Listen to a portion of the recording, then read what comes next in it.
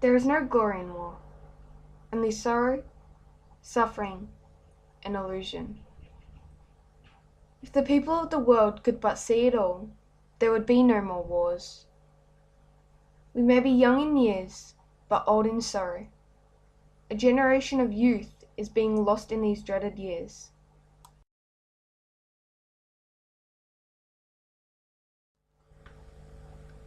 On the 25th of April, 1915, the spirit of Australia was born with the arrival of the first Anzac troops on Gallipoli.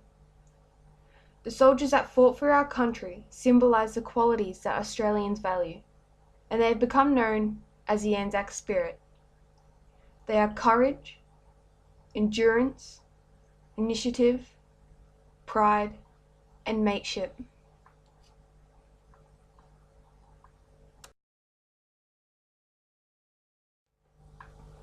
The same national pride from 1915 is still apparent 100 years later.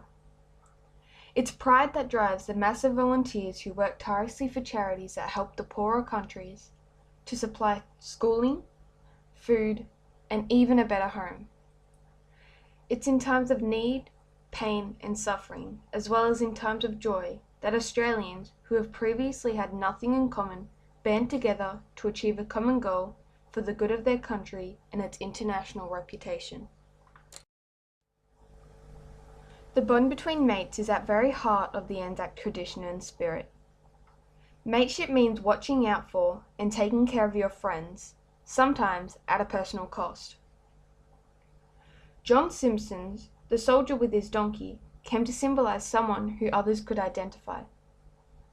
Simpson began to use his donkey to provide first aid and carried wounded soldiers to the beach for evacuation, often under fire, until he was killed during the third attack on Anzac Cove.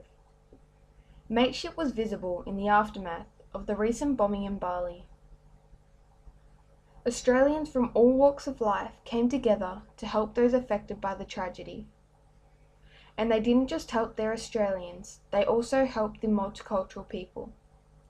Mateship still means the same thing that it did 100 years ago.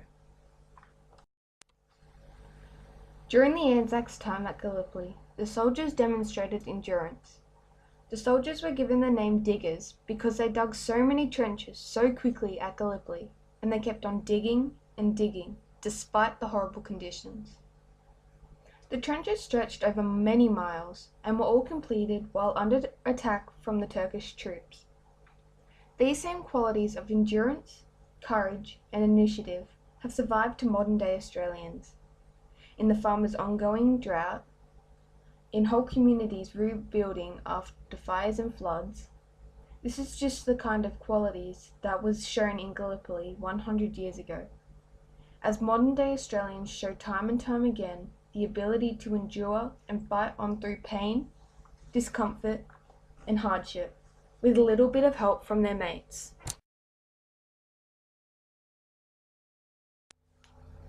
During World War I, all Australian men wanted to sign up for the war, as they all thought it would be an adventure, and they all wanted to be the heroes.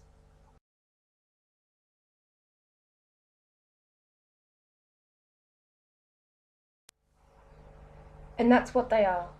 All the soldiers who fought for Australia in the Great War died heroes. As they packed up and left their loved ones back home to set out for Gallipoli to save our beautiful country. During the time of World War I, the Aboriginals were not classed as Australians and were not allowed to fight in war. Neither were the Germans and other cultures living in Australia. That was until the soldiers were dying, and it wasn't an adventure anymore. Everyone wanted to go back home. No one was signing up.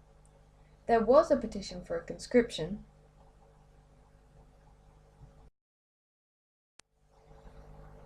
The government had no choice but to let the other Australians who initially wanted to fight for Australia go and fight. When the Great War was over and the soldiers and nurses were coming home, all of Australia was commemorating the men that risked their lives to fight and the women that helped the wounded men. but no one was thanking the Aboriginals or non-Australians that went and fought for us in World War One.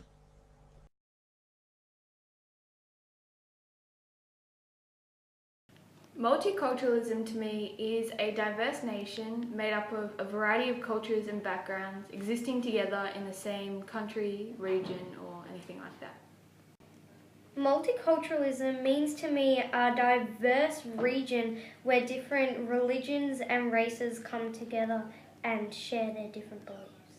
Multiculturalism to me means accepting people, no matter what religion or race or country they're from.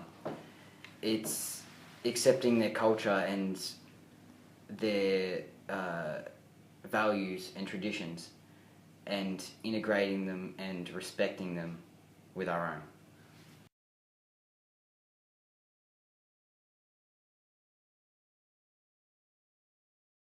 The way I commemorate non-Australians is the same way I commemorate Australians, as we are all equal.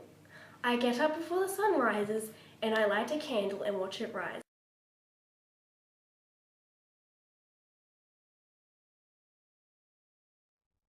William Edward Billy Singh was a part Chinese Australian soldier who served in the Australian Imperial Force during World War I. He was best known as a sniper during the Gallipoli campaign.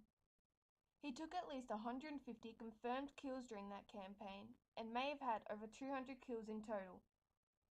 Towards the end of the war, Singh married a Scottish woman, but the relationship didn't last. He died from poverty and obscurity in Brisbane during World War II. Billy showed the Anzac spirit in many of ways. He showed courage as he signed up for the war. He had pride to be Australian, initiative because, as stated by a friend of Billy's, who was also a sniperman in World War I, said every time Billy felt sorry for the poor Turks, he remembered how their snipers picked off the Australian officers in the earlier days of the landing, and he hardened his heart. But he never, ever fired at a stretcher bearer or any of the soldiers who were trying to rescue wounded Turks, so he still had a heart for the enemy. He showed endurance as he kept on fighting for our country. And he also showed mateship, because as said by another soldier in an interview, we had an advocate where after spotting an injured Turk, Billy said, "I'll put that poor cuss out of agony," and just shot him. He was a very tough man. Mr. Dunleavy left to fight for Australia in World War II with his brother on the 13th of March 1940. He was in the 2/6 Battalion when he was discharged. He was discharged on the 3rd of September 1940 as he was treated with malaria. The same Australian values used by Billy Singh in World War I were used by Leo Dunleavy in World War II. Leo used pride as he was proud to be an Australian soldier and what they were prepared to put up with compared to American soldiers. He told his son that when they relieved some American troops in Papua New Guinea, the Americans complained it was bad because they hadn't had ice cream for weeks. He showed courage, determination, and endurance as he served for 6 years in the Imperial Force. The war changed him forever, but he didn't let it rule the rest of his life. He didn't hate or hold grudges against the Japanese and German soldiers. He saw them as soldiers just like himself. And he still found enjoyment in life after the war. He was never bitter and twisted. He also used humor to ease tension.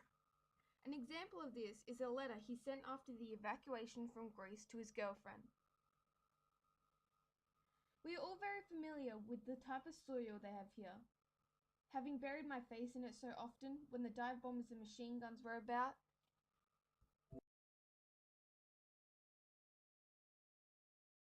By putting their lives in danger to save our country. The Anzac soldiers inspired me with the qualities they shown on the battlefield, such as endurance, ingenuity, humor in the worst of times, and most of all, mateship. These qualities are made up of the spirit of Anzac. There are many people, young and old, who are inspired by the soldiers, just like me, and I would like to follow in their footsteps.